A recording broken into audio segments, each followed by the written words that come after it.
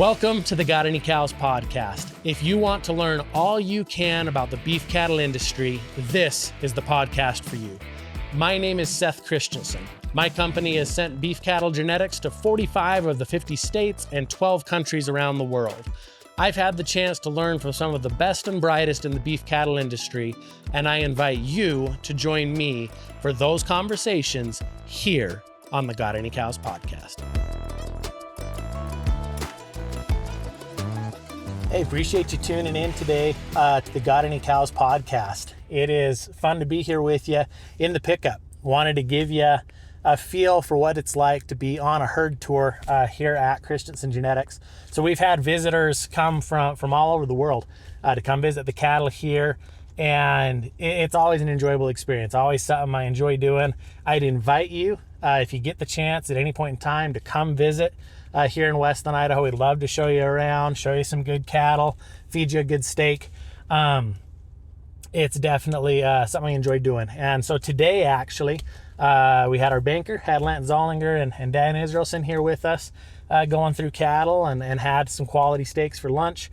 And then got this auction assembled this afternoon. And rather than just talk the auction and tell you what's in it, for this auction, I wanted to kind of, bring you along shotgun, as if you'd flown into Salt Lake and driven a couple hours north here and come into the ranch and came here to see the cattle. We've got just a few select donors right here behind us. This is our first time trying this podcast format of doing it out in the truck, out in the pens, rather than doing it in the corner of the house there, rather than doing it right there at home. And so wanted to try something different, wanted to give you a different feel, let you feel like, hey, if you can't get that, don't have the time or can't fit in flying out here to take a look at the cattle in person, give you as close to a feel of a ranch tour as I can through the video element of this podcast. So if you have only ever listened to this podcast, thank you. Appreciate you listening. Have a lot of listeners on Apple Podcasts and on Spotify especially. But I definitely invite you to tune in and watch this episode. So if you've never watched an episode of the Got Any Cows podcast, this is a full video podcast. And so there's full video for all of the episodes. You can find that at gotanycows.com. So if you go to gotanycows.com, that'll take you to the Christensen Genetics website. There's a podcast tab at the top. You can hit that and that'll pull up all of the episodes. I think we're on episode 42, I believe, is where we're at for this episode. And want to give you a feel for the ranch today. And you'll get the most out of this podcast if you watch it rather than just listen to it. So I listen to podcasts myself. I would love to have you just listen if that's all you're able to do. If you're driving, that's where I take in my podcasts. But you'll get more out of this episode, especially if you take the time to watch this one. And just like I said, this is our first time doing this, so I'm not going to show you every single animal that's in this month's auction, but wanted to show you a couple of feature animals that are here. Like if you came to visit, if you took the time to come fly out here and visit, the animals you'd want to see, that you'd say, hey, I can't leave without seeing this feature donor. The top three are right behind me. The cows that people call and talk to me about, the cows that people pay a lot of money for genetics from, some of our staples, our features in our lineup, some of our high revenue generators. We've got Katie Maru, 001D, as well as 121 and 919 are here, right here behind me. So, wanted to give you a chance to kind of see those animals, get a feel for who they are. And, just give you a feel for, I guess, what's real. It's imperfect, right? You know what I mean? Like that we don't have the pen set up perfect. We were just clearing brush from behind it, and trying to get stuff set up and staged well. But wanted to give you a feel for the fact it's real. This is not a case of like, well, this was photoshopped heavy or run through, any kind of AI or whatever else. This is what the cattle are, all of the great, all of the imperfect, all of everything about them. But this is what the cattle are, and wanted to give you a chance to see that and see these animals, here raw, unclipped, still carrying a winter coat. They're not glossed up. They've not been clipped up. They've not been brushed out. This is just exactly what you'd see if you rolled in any given day, late winter, early spring, and came and saw some donors. So I wanted to give you a feel for what these cattle are.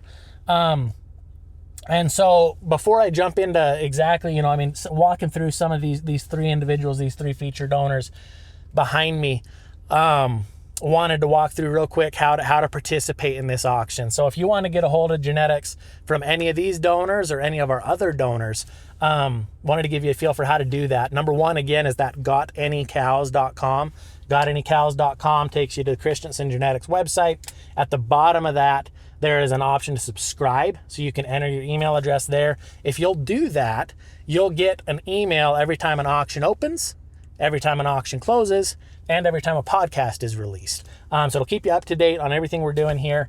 So I'd invite you to do that. Go to gotanycows.com so you can watch the video of this podcast. Go to gotanycows.com so you can subscribe and get these videos when they're released, as well as getting the auction catalog when it opens and a reminder on the auction when it closes. So without further ado, looking behind me here at some of the feature animals in our lineup, I'm going to start with lot one in this auction. We have never before offered at auction a direct Katie Maru daughter. So understanding who Katie Maru is, what she is, giving you a feel for just how unique this cow is. So Katie Maru is on the far right. So if we look at these three cows that are sitting just outside the truck here, Katie Maru is on the far right. And take a look at the muscle, the mass, the thickness, the power in this cow. This cow's strong topped, this cow's deep bodied, this cow's wide based, just a ton of muscle, power, mass. Look, just looking at this cow in the pen, this is the cow that people gravitate towards. This is the cow people see. This is the cow that people get excited to come visit, come and take a picture with, is the Katie Maru cow. So Katie Maru is a clone. So the original Katie Maru was exported in utero from Japan. So Namiaki left Japan, came to Wagyu Sakai in Canada, gave birth to the original Katie Maru in the 90s, so 30 years ago. The original Katie Maru was then exported from Canada to the United States, was cloned here in the United States, and then we purchased the clone here. And so this cow, not only is this cow, I would make the argument that this is the most unique cow in the breed. And I'd love to hear any and all discussion on that. Anyone that wants to, let me know. Other cows, there's plenty of other neat, unique, cows that love to hear about them. Tell me about some of the other unique cows in the breed. Would love to hear from you. But I think there's a pretty quality argument to be made for Katie Maru being the most unique cow in the breed. And here's why. When you take a look at that cow physically, again, from just a look standpoint, this is the most unique cow in the breed. If we take a look at this cow on a pedigree standpoint, this is the only living daughter of Daiten Mitsumaru. So Daiten Mitsumaru never left Japan. Okay, the bull never left Japan, the semen never left Japan, but he'd be the sire of Big Al, he'd be the sire of Hikari, he'd be the sire of some of the other original import females. Really, really well thought of and heavily used bull in Japan. But the closest way to access him on the maternal side of a pedigree is through Katie Maru, the only living daughter of Daiten Mitsumaru. So pedigree-wise, this cow is incredibly unique. The bottom side of the pedigree as well. When you look at maternal lines, all the original import cows are dead. Most all of their daughters are dead. There's just a few of their granddaughters still left alive. And so if you take a look at, and I guess I should say there'd be a few of the daughters, just a few of the daughters, just a few of the granddaughters, but none of the original imports are alive. So to have a clone that's so unique on the maternal side of the pedigree, that's so unique on the paternal side of the pedigree, pedigree-wise, this is the most unique cow in the breed. When we take a look at docility, docility is an issue in the Akaushi breed. There are definitively some cattle in the Akaushi breed that, leave something to be desired when it comes to disposition, as far as the cattle being mellow and being easy to handle. And for me, that's priority one. When we take a look at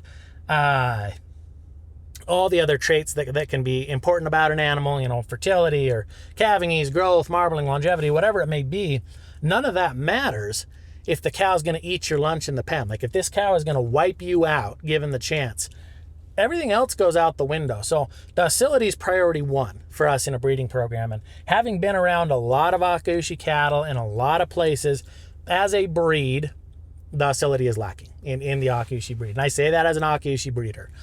Katie Maru is the mellowest cow I have ever been around in the Akaushi breed. Again, I'd encourage any and all discussion. I'd love to see pictures and videos of your docile cows. I know there's other real good mellow cows out there. Appreciate the other good breeders that have them. But this cow is mellow, mellow, mellow. This is the cow. People will come visit the ranch to take a picture with Katie Maru. I mean, this cow will let a stranger pet her in the pen and take a picture. So just mellow, mellow, mellow. We have got calves out of this cow, even raised, just on normal beef recips. Again, mellow, mellow, mellow. Walk up to them, pet them in the pen kind of animals. Just super easy mannered, very safe to be around. So docility wise, this is the most unique cow in the breed. And then when we look at marbling, when we look at actual carcass ultrasound results, we've ultrasounded all of our donors, we've ultrasounded all of our studs, we ultrasound each calf crop, and our all-time highest marbling female is Katie Maru. Against all comers, every animal we've ever scanned at any point in time, this cow scans way beyond Prime Plus. So we're looking at an animal like where the USDA scale ends for marbling, for percent IMF, at Prime Plus, this cow's beyond that without corn. So really, really high marbling female. So if you're looking for a unique disposition, a unique look, a unique pedigree, and a unique ability to marble, Katie Maru is super, super distinct. Really exciting female. Excited to offer a daughter as lot 1 in this auction.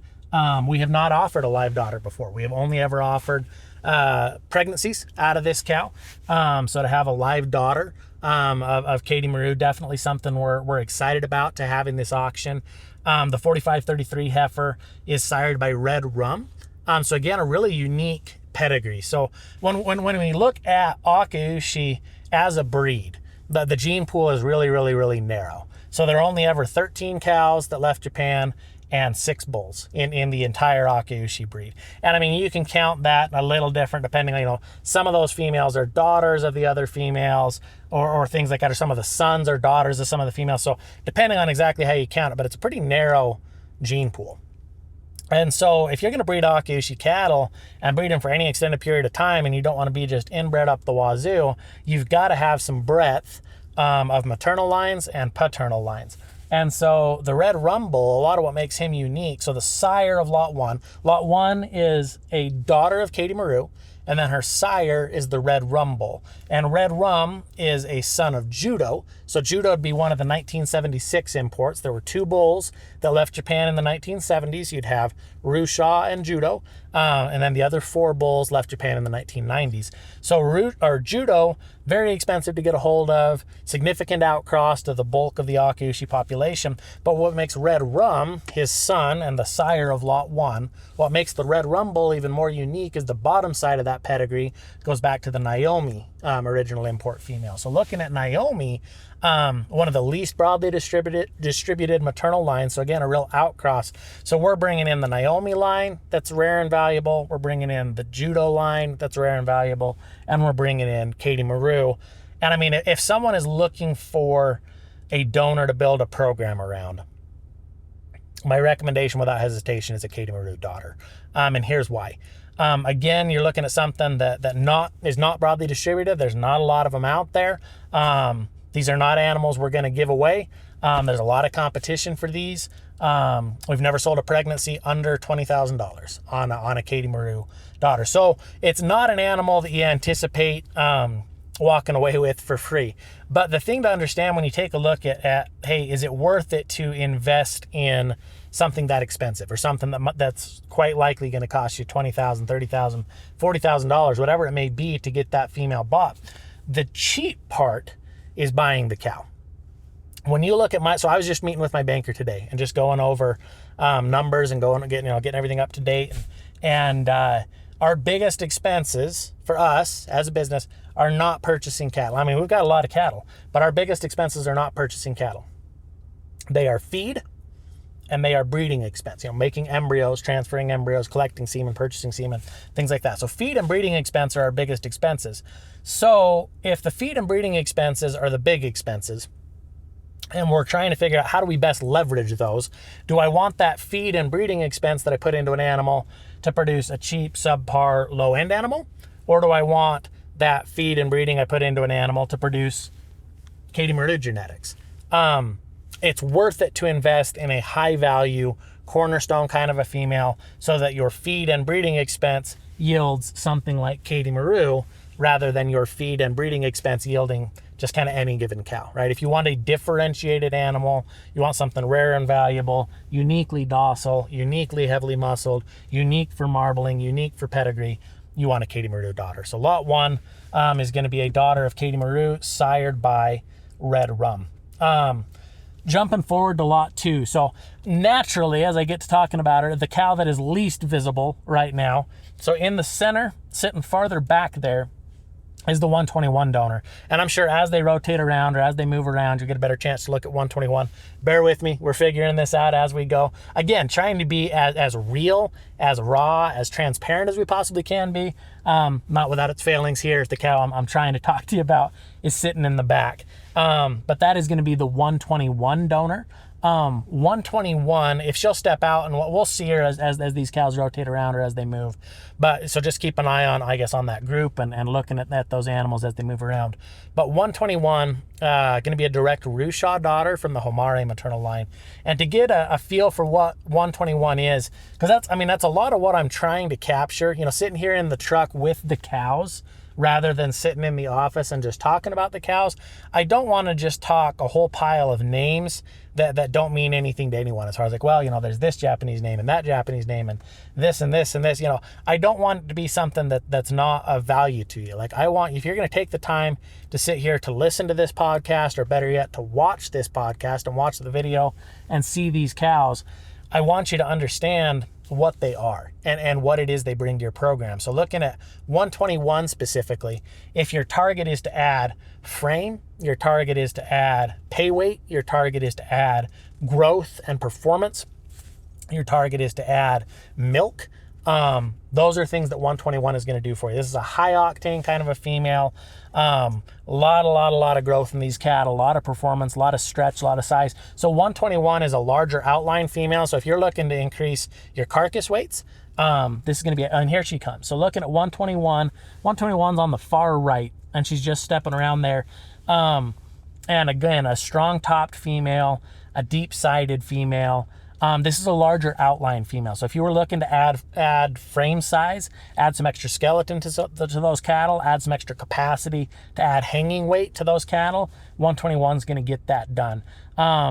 Bigger outline female, direct Rushaw daughter. So again, really unique pedigree. And I don't want to spend too much time there because again, we're talking the cow. I want you to, and that's what we want to sell at large here, is not just pedigrees or not just papers or not just what should be. I want to sell what is quality cattle that can put a quality steak on the plate. So looking at 121, 121 has herself weaned a calf at 700 pounds herself. So not off a recip, not off a Holstein, not off something else heavy milking. 121 herself has weaned a 700-pound calf. So if you're looking to add milk, which again is one of the things that the Akaushi breed can lack. So as a breed, Akaushi is not a heavy milking breed. So, something to be aware of as you get into breeding Akaushi cattle, your first calf heifers are not going to be super exciting. They're fertile cattle, they're functional cattle, they're long-lived cattle, they're high marbling cattle. There's a million things that are wonderful about Akaushi, but there's no perfect cow. And Akaushi as a breed is going to lack some milk. That they're not going to have a ton of milk as a breed. But if you were looking for a female that would add milk and add the ability to raise big, heavy, high quality calves, 121 is going to do that for you. So heavy milking kind of a cow. So those are two things right off the top of my head that adding 121 genetics are going to add for you. In addition to the fact that this is a Rushaw over Hikari, over Judo, over Homare female. So you've got both 1976 imports in addition to Hikari, and then coming off the original import cow, Homare. And this cow is as close to that original import foundation line, that original import maternal line, is any. So you got a lot of outcross value there. Again, talking about bringing in the bottom side of that pedigree and the importance of those maternal lines, because the paternal lines, that you can get semen. I mean, even in 50 years, it'll probably cost you an arm and a leg, but you'll be able to get some semen on some original import bulls and bring the top side of the pedigree back, you know, something outcross, something fresh, something from the original imports. It's the bottom side of the pedigree, the maternal lines, the cow side of the pedigree, that is way harder to bring those original import cows to the front of the pedigree. So not only is this a Rushaw daughter, but this is a direct maternal descendant of Homare, and she's still got that right up front in the pedigree. So the pedigree is really unique here. The frame size is unique. The ability to milk is unique. Again, a really, really heavy marbling cow on actual carcass ultrasound above Prime Plus without corn. So that, I mean, if you can't tell, that's important to me. Like, if all I wanted was to just be able to just dump corn at something, I'd have pigs or chickens.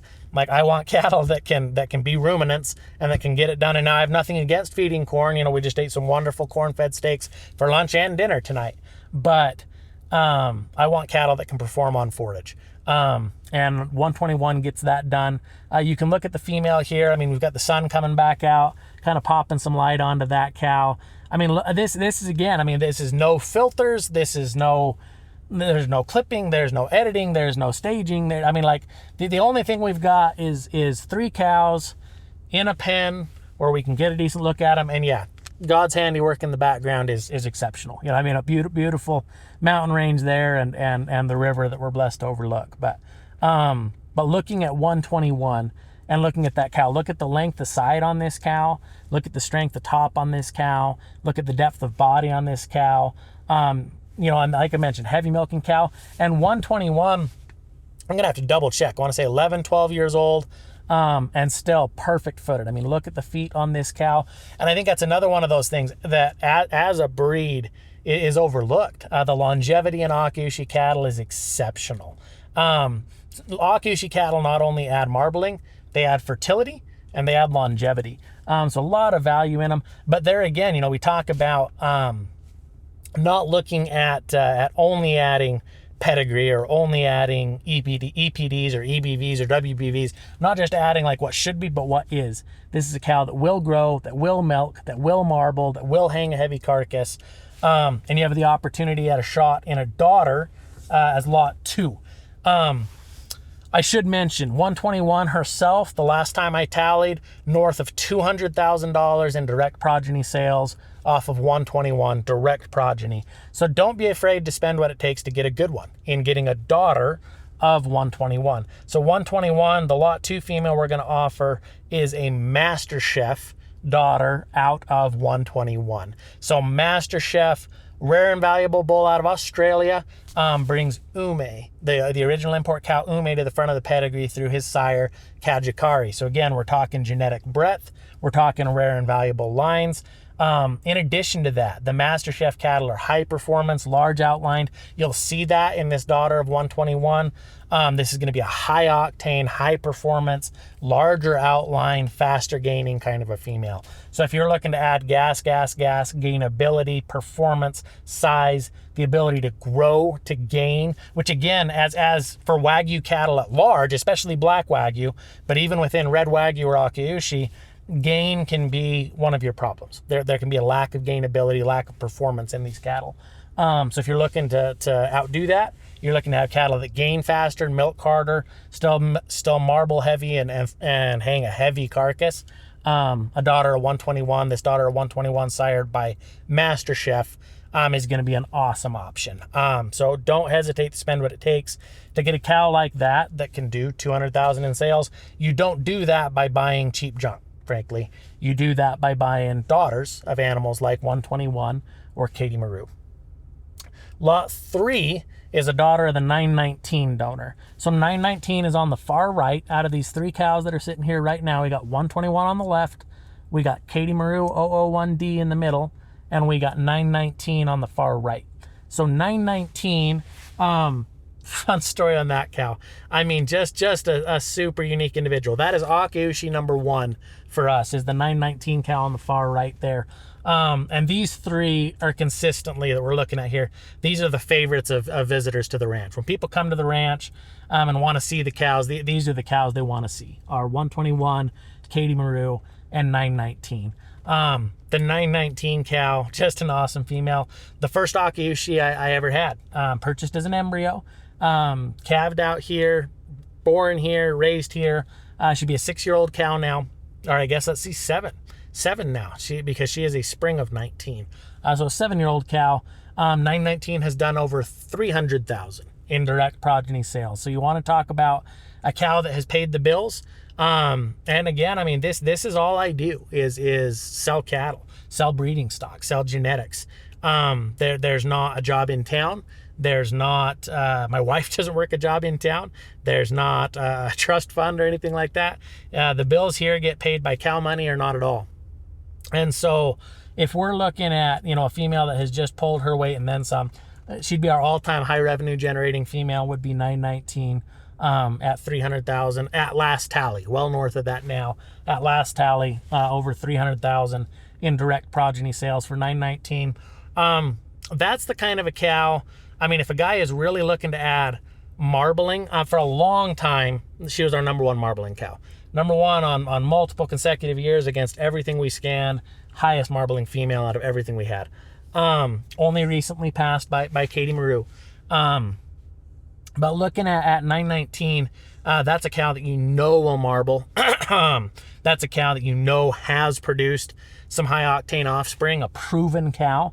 919 is the dam of Davy Crockett, who would be our all-time high semen sales bull. We've sold more semen on Davy Crockett than on any other bull we've ever bred or sold semen on. She's also the dam of Atreides. So Atreides would be our all-time high weaning weight full-blood bull, weaned at 732 pounds. And so she's the dam of him. Dam of Spectrum. Spectrum would be a full brother to Atreides. So another stud bull there that we're using back in-house. She's going to be the dam of the Polled Queen 88 female, so another daughter there. She's the dam of the Daisy Crockett 99 donor. She's the grand dam of the all-polled stud. This is a cow that has just gotten it done. Consistently had calves that I named the one son Spectrum because he does it all, like the whole spectrum of needs, which for me, it starts again with docility. As far as cattle being mellow, you can see 919 here does not have a care in the world. I mean, look at the cow, like just sitting there chewing her cud. She is not a head in the air, running to the opposite side of the pen, tail in the air, running around, panicked, high-headed, charging, chasing. Like, there's none of that going on with 919. Mellow, easy-mannered kind of a cow. This is a super fertile female, which would be the second priority for us. For us, docility's first, fertility's second. A cow's got to breed before anything else matters. So looking at fertility, this cow has been exceptional from an embryo production standpoint, produced a pile of embryos, but then has always been great to breed right back to AI. This is a cow that calves easy. Her calves have been born light. They've been born unassisted.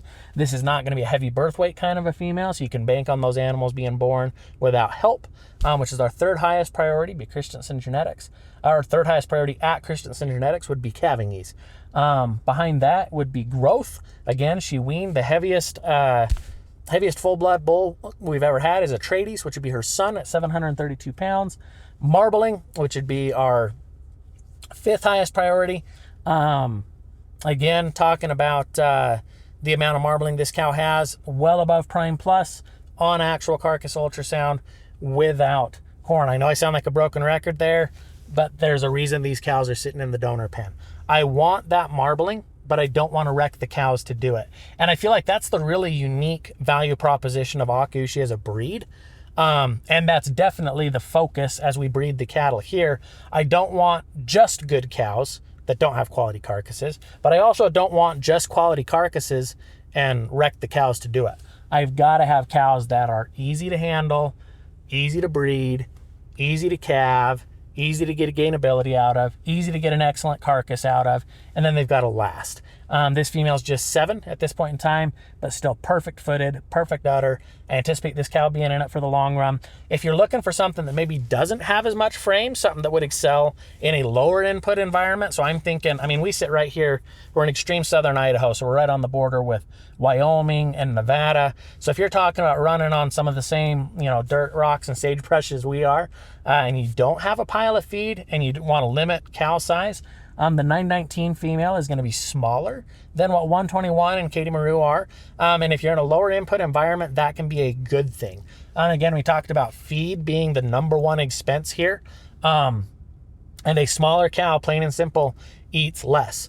So if you're looking to decrease the feed bill, and or we talked about fertility, being so important. Like if a calf's not produced, everything else goes out the window as far as profitability of the cow-calf enterprise. And so if we want a cow to be able to breed, she's got to be able to eat enough to cover her own body maintenance requirements and breed. And too big of a cow on some of these real low input environments, you're going to have problems doing that. By 919, I mean, look at that cow on the far left there. I mean, she's showing off for us there. 919 is photogenic. She is a good looking cow, and she knows. I mean, all of these cows are showing off right now. I mean, if you look at 919 on the far left, look at the hip on that cow, look at the strength of top on that cow, look at the depth of side on that cow. I mean, just put together perfect. And again, a little smaller package, so a little smaller outline than what 121 and Katie Maru are. So if you're looking to be able to get cattle that can get it done without additional inputs, you want to be sure they can get it done on grass, on forage, that those cows can go be productive, not eat you out of house and home, breed back, raise you a calf, and keep doing it year in and year out and putting an awesome steak on the plate.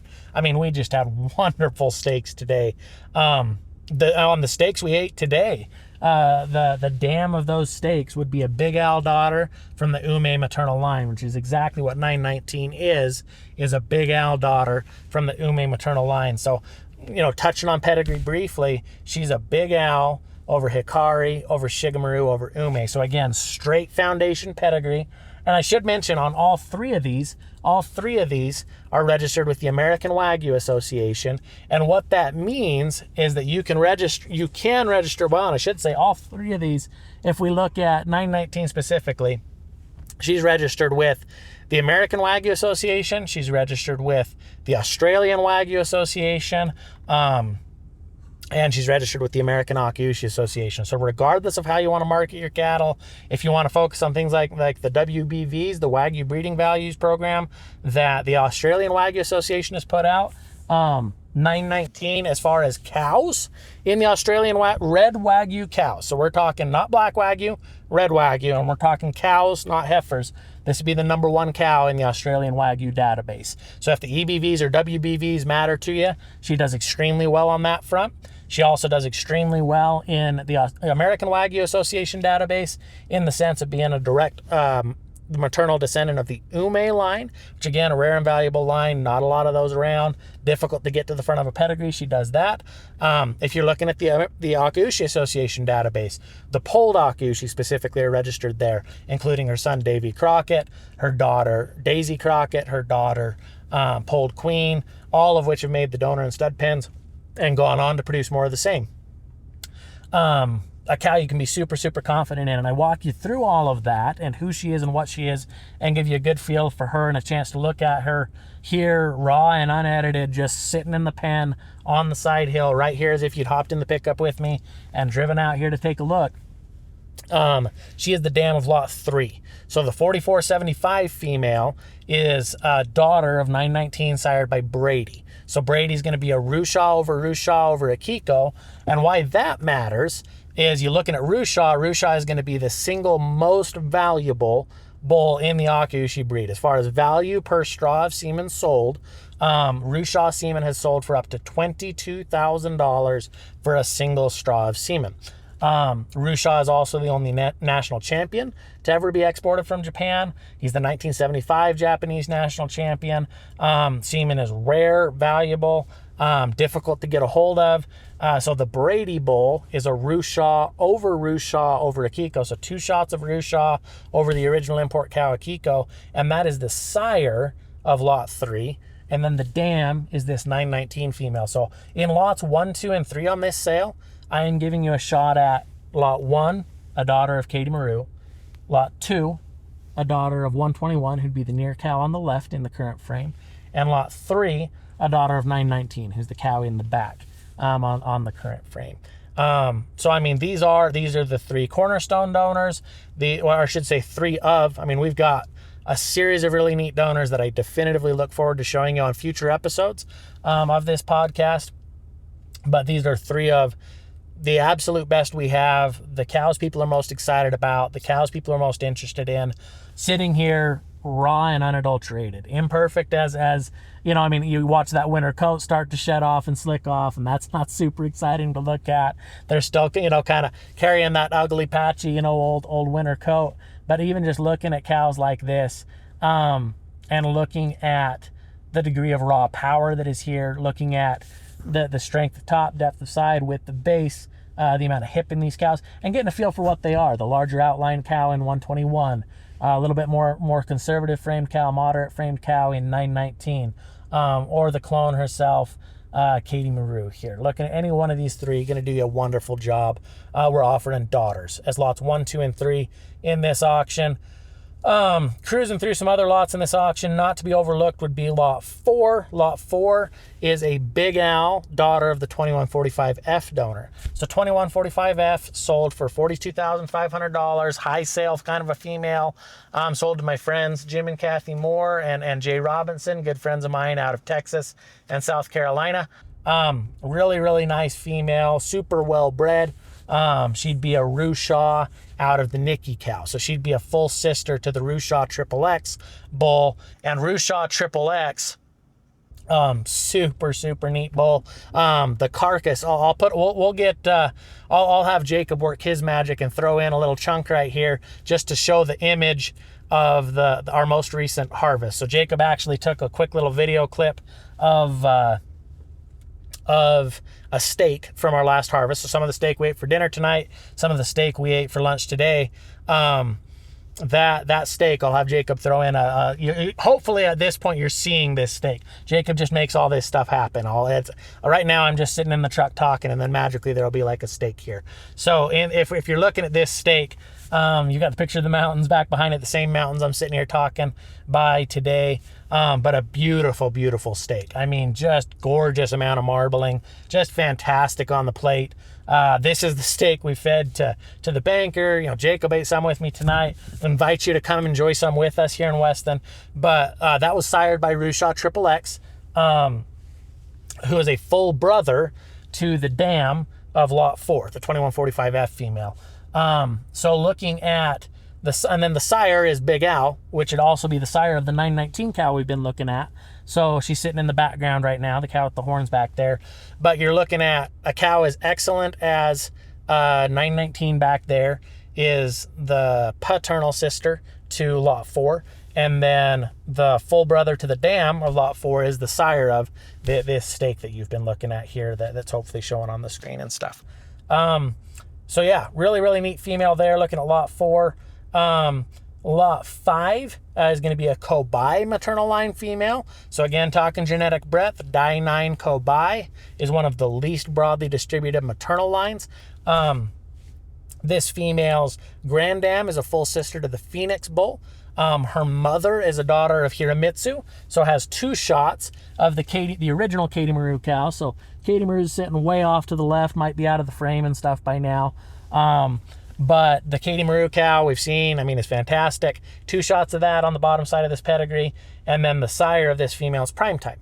And so bringing together the best of Big Al, Katie Maru, Rushaw, a lot of neat pieces at play there. Looking at the lot 5 female. Lot 6 for any of my Angus friends. I'm going to pull up lot 6 just for kicks and giggles, sitting here in the truck. I am going to talk pedigree for just a second, just because it is so unique on the 4505 female. So 4505 for my Angus friends. Thank you for being here as I sit here and talk about Akaushi. She is a commerce daughter out of a full sister in blood to President Rainfall, Rain Dance, and Governor. So the highest valued flusher bulls in the history of the Angus breed. Her dam is a full sister in blood to them. And this is going to be a commerce daughter. So really, really unique pedigree here, stacking commerce over a full sister in blood to rainfall, president, resource, and governor, all six-figure bulls. I mean, we're talking between $450,000 and $750,000 bulls, all four of those. And those would be full brothers in blood to the dam of the lot 6 female. Lot 7 is going to be an aspiration on a Rushaw daughter of the D18 donor. So D18 sold for $104,000 to my good friends Doug and Amy Slaby at Slaby Akiushi Ranch. Super unique female, long female, strong top, deep-sided, super fertile female, super docile female. This daughter is sired by the original import Rushaw. We're offering an aspiration plus recips. And so you are going to have the option on that female to purchase an aspiration, and then you also get a shot at the recips. We'll have Aaron and Billy pull these cows out of here and put them away for the night before we lose all our light, but I'll finish running through some of these other feature lots that are available in this month's auction. Gonna go ahead and throw in, again, quick reminder, gotanycows.com. That's where you can see the video. Gotanycows.com is where you can subscribe to know when these podcasts come out, when the auction opens, and when the auction closes. And in this auction, it is going to be a horse race style finish as well. So be sure you're there at closing to watch as all of that wraps up. So Aaron's just going to grab these cows out of here quick and take and move them and put them away for the night. But, as we can see, just right here at the tail end of the day and just enjoying a look at these cows. Take a look at them. They don't need dressing up. They don't need Photoshop. They don't need AI. These cows are just fun to watch, just fun to see. Appreciate Aaron and all he does as he takes those cows and gets those put away for the night. But before we lose all of our light, I'll finish up recording here. Looking at an aspiration. So I had been talking again about that lot 7. So lot 7 is the Rushaw over D18 donor. You're purchasing an aspiration and access to recips there. So an aspiration is the right to aspirate a donor, in this case the Rushaw by D18 donor, to your choice of sires, and then you receive the resulting embryos. And so this puts you in the driver's seat as to what sire do you want to see put over this Rushaw by D18 female. It also gives you access to our recips, and our recips are hand sorted by me. They're mellow, they're productive, known age, known source, known production history. These are the best of the best. And so if you want a really, really high quality cow to carry these embryos, you have the option to use our recips. You do not have to. We can freeze and ship these embryos for you, or you can have these embryos implanted into recips here at Christensen Genetics, and then you purchase the confirmed pregnant recip cow. So the aspiration, if you win this bid, the bid price is just a flat price. It's not per embryo. So a flat price for the right to aspirate. You provide the semen, you pay the lab cost, which is $200 per embryo to have the embryos produced. And then you can either have the embryos shipped to you to implant in your recips, or you can pay for use of our recips. If you pay for use of our recips, it is $100 per implant attempt and $5,000 per confirmed pregnant recip. And so that's what you're looking at. If you decide to use our recips, that's what you should budget. But lot 7, Rushaw over D18 female, the option to aspirate there. Lot 8 are going to be some Rushaw by D40 embryos. So again, the Rushaw bull, original import out of Japan, $22,000 a straw, most valuable bull in the breed, rare, difficult to acquire semen, and the dam is a Big Al over Hikari over Kunisaki. So a triple die 10 bred female, very unique maternal side to this pedigree. Again, the bottom side of these pedigrees is what's going to disappear. Given time, you'll still be able to bring in the sires on the top side. These old cows are not getting any younger. These original import cows, their daughters, their granddaughters, they're not getting any younger. So really neat bottom side to this pedigree. Again, comes with the option on our recips. So the buyer of the Rushaw embryos in the last sale chose to have them implanted in recips here.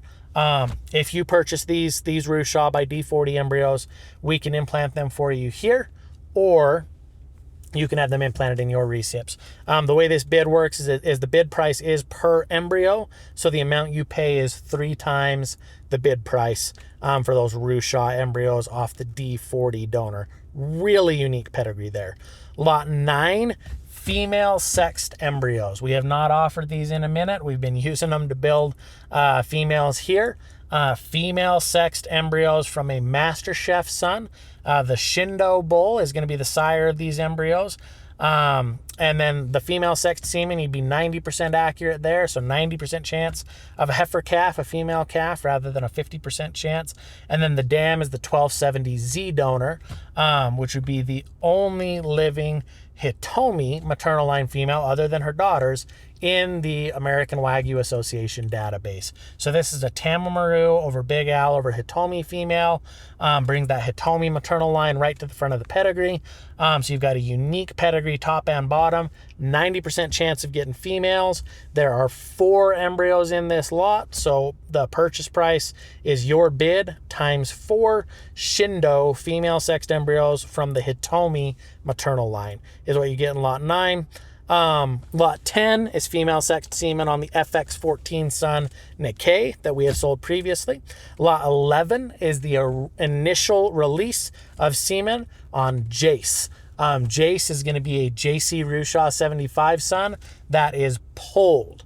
Uniquely, this is the only polled purebred son of JC Rushaw 75 in the breed. Jace is owned by my good friend Rick Fennell at Flying 4F in Conroe, Texas.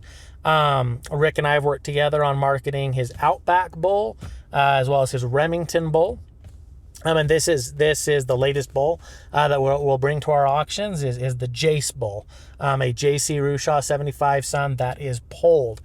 So really, really unique chance here to tie into those JC Rushaw 75 genetics, be the all-time high-selling bull on the breed at $500,000 for the bull and his semen inventory. He won the Houston Livestock Show twice, was the high marbling bull against all comers, red and black Wagyu. So high marbling, good-looking bull, high-selling bull. Semen is not available on the open market. So rare and difficult to acquire genetics in a polled package, and that's what makes Jace so unique. So if you're looking for a unique polled purebred bull, 1 straw of Jace for use in an IVF application, lot 11 in this sale. Lots 12, 13, and 14, Shoshone, Atreides, Spectrum, the whole Christensen Genetics stud lineup is from there on out to lot 42. A whole series of great bulls. Would love to talk to you about them individually. Give me a call, shoot me a text. If I can't get back to you right away, I will get back to you. But before I forget, at the tail end of this auction, be sure to mark in March 25th at 6 p.m. Mountain in your calendar. Without fail, on every sale, we have somebody that doesn't get the lot they wanted to get because they forgot the sale was closing that night, or they weren't available, or they couldn't get on their computer or whatever they're bidding on, or they forgot to refresh their screen and they thought that the auction had timed out, but it hadn't. This is a horse race style finish. So every time there is a bid placed on any lot in the sale, anywhere in the last 5 minutes, the closing clock will reset to 5 minutes. And it will continue to do that until there are no bids on any lots in the sale for a full 5 minutes. And that is when the auction will close. So please refresh your browser. Do not think that just because you've seen the clock get all the way down to 0 or near 0 that the auction is closed. Until you see a little banner across the corners of the lots that says closed, until you see that, the auction is not closed. So be sure to be there March 25th, 6 p.m. Mountain. Refresh. Call me or text me or email me. Shoot me a message on Facebook with any questions you have there. Be sure to subscribe at gotanycows.com. Please let me know as well via call, text, email, or on the Got Any Cows Facebook group what you'd like to see on upcoming episodes. We plan to continue to feature guests that'll bring unique value and insight on everything from IVF and embryo transfer to AI, marketing, finance, breeding, shipping. We're going to have people coming on that are going to be talking about commercial use of Akaushi bulls, that are going to be talking about improving pasture, that are going to be talking about butchering Akaushi beef. So some fun guests coming up, as well as I look forward to continuing to do some of these virtual herd tours with you and bring you out and show you the cattle. Appreciate your patience with us as we kind of dial in our systems and figure out how best to show these cattle to you and present them to you and give you a chance to see the animals real, raw, unfiltered, right here in beautiful Weston, Idaho. Would appreciate any of you that want to visit in person. You're more than welcome anytime. We're just short of 2 hours north of the Salt Lake City airport, so let me know when to expect you. We've got 3 tours coming in the next week. Appreciate people taking the time to make those flights, make those drives, come down, see the cattle. There's no replacing seeing them in person. Come eat the steak in person, but wanted to give you as close a feel as we could through the video of what you'd see on a herd tour here at Christensen Genetics. So please join us for the auction March 25th. And be sure to subscribe at gotanycows.com to be notified every time we release a podcast or an auction, and we'll see you there. Thanks for joining us for this episode of the Got Any Cows podcast. Be sure to subscribe, rate, and review wherever you get your podcasts, and visit us anytime at gotanycows.com.